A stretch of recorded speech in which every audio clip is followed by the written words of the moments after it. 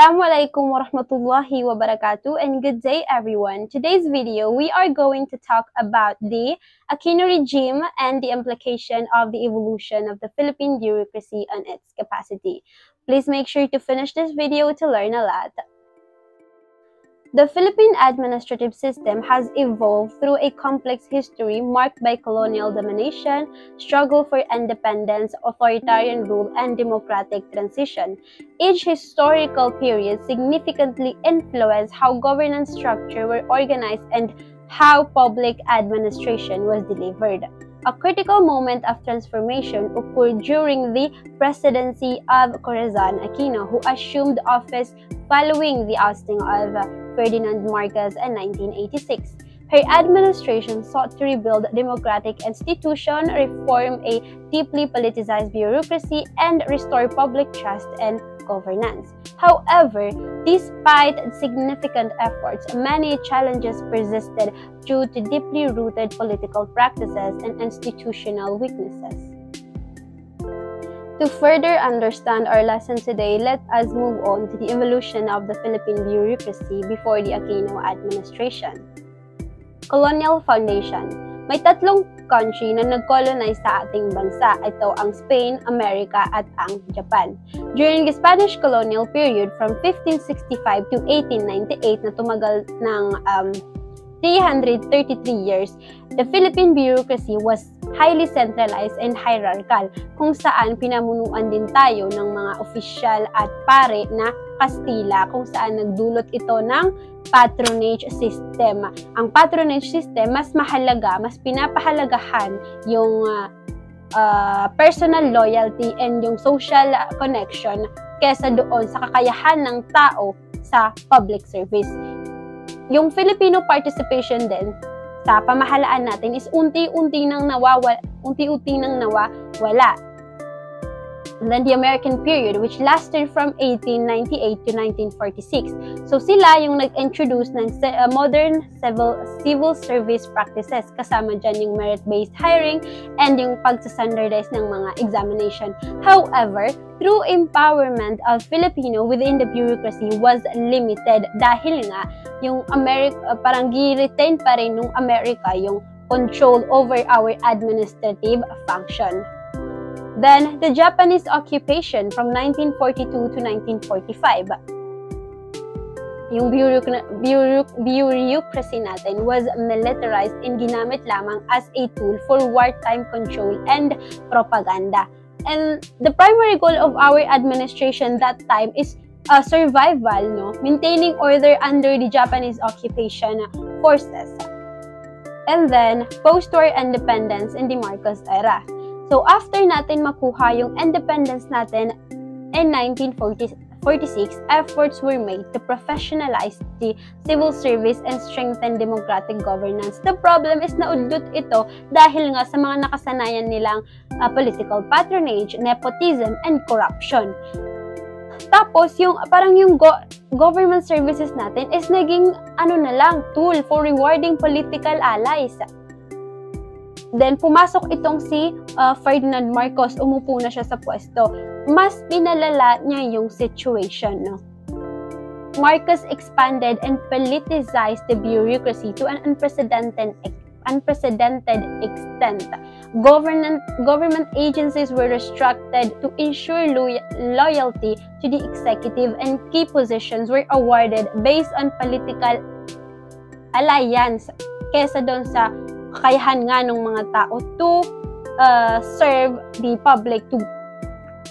No? So, nung time na nawala na sa pwesto, nasibak na sa pwesto si Ferdinand Marcos, yung Philippine bureaucracy natin is bloated, inefficient, and largely discredited in the eyes of the public. Hindi na pinagkakatiwalaan ng public yung administration ng bansa dahil nga doon sa mga naranasan nila sa regime under Marcos, no? Transition to democratic governance. Matapos matanggal sa pwesto ang dating Pangulo na si Ferdinand Marcos ay muling nanumbalik ang demokrasya sa pamamagitan ng People Power Revolution taong 1986 na siyang tuluyang tumapos sa pamamalakad ni Marcos. Of the nation. So help me God. So help me God. Sa pag-upo ni Corazon Aquino ay naharap siya sa hamon sa pagbuwag sa authoritarian structure at ibalik ang tiwala ng publiko sa bureaukrasiya ng Pilipinas ng ating bansa. Sa simula ng kanyang pamumuno ay ginamit nila ang Freedom Constitution kung saan hawak niya ang executive legislative power hanggang sa maipasa na ang bagong constitution, ang 1987 Constitution. Then, the 1987 Constitution and Administrative Reform. So, the 1987 Constitution re-established democratic institution and sought to prevent the concentration of power in any one branch of government. So, the important features, no, kasama na dyan yung Civil Service Commission, yung Commission on Audit, and then the COMELEC. Ipinasa rin yung Administrative Code of 1987, no, upang maayos nila yung structure ng executive branch, and then para mas maging klaro din yung mandate ng every agency. Every agency at upang isulong yung transparency and accountability. The Aquino administration is gumawa sila ng institution para ibalik yung tiwala ng public at para ma-ensure na merong accountability. First na ginawa nila is yung Presidential Commission on Good Government or yung PCGG, kung saan they were tasked with recovering ill-gotten wealth amasses during the Marcos era, and then yung Commission on Human Rights kung saan ginawa ito to protect the human right and to respond doon sa mga abuses nung last regime. So this institution became critical components in the overall strategy to rebuild governance and public service credibility in the post-Marcos era. Now we have the key policies strengthening the bureaucratic capacity. Excuse me. So, nandyan yung the Code of Conduct and Ethical Standards for Public Officials, yung Republic Act number 6713 that was passed in 1989. So, this law sought to professionalize the bureaucracy by establishing ethical guidelines para sa mga officials, mga kawani ng gobyerno. So, gi-require sila to pass SALIN. Yung SALIN is yung nandiyan yung statement of asset, yung liability, and net worth. And then mag-impose ng penalties for misconduct. So this law aimed to instill a culture of integrity and accountability in public service. Nandyan din yung the Local Government Code of 1991 or yung Republic Act 7160.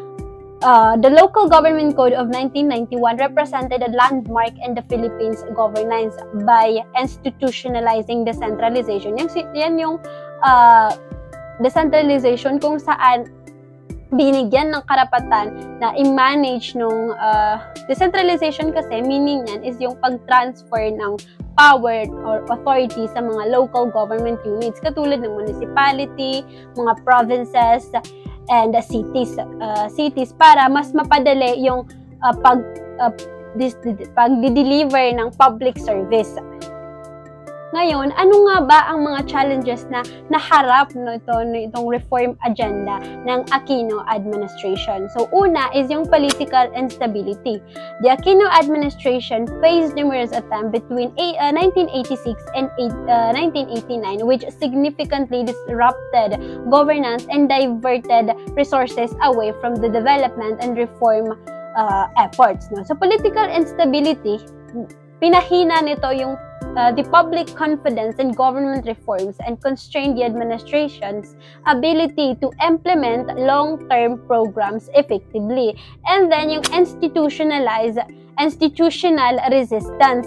Dahil nga sa nakasanayan ng mga tao sa nakaraang administration, yung mga connection na yan is nahirapan sila na tanggapin itong pagbabago sa like from pagbabago ng bureaucracy natin. And then nandiyan yung persistence of patronage politics. So patuloy pa rin yung patronage system, no? So mas pinapaboran kasi ng karamihan yung may mga connection kaysa doon sa may mga kakayahan sa public service. So and then resource constraints, kung saan yung meron tayong financial limitation dahil nga doon sa naiwan na malaking utang ni doon sa si Marcos, no. So nahihirapan yung pondo ng Aquino administration para ma-modernize yung bureaucracy natin and i-develop.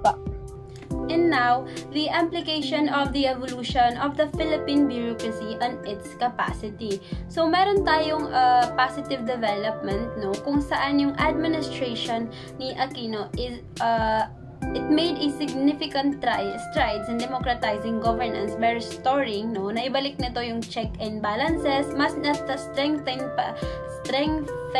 pa neto, mas napalakas pa neto yung mga independent institution, and naipatupad yung mga batas sa ethics at decentralization, yung local governance code of 1991, and then no, despite that gain is meron pa ring mga challenges na kinakaharap ito, yung hindi tuluyang nawala yung political patronage system, yung mga nepotism, yung mga connection na yan, at mabagal ang pagbabago sa loob ng bureaukrasiya ng ating bansa and ang kakulangan sa pondo.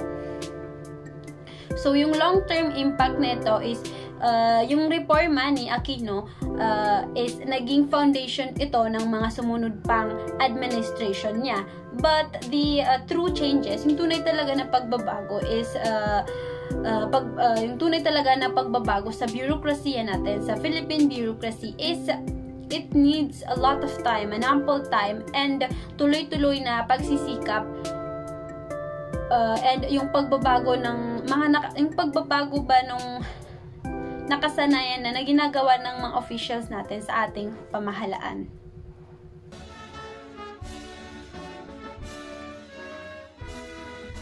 Sa kabila ng lahat, ang pamumuno ni Corazon Aquino ay isang mahalagang yugto sa history ng Philippine bureaucracy.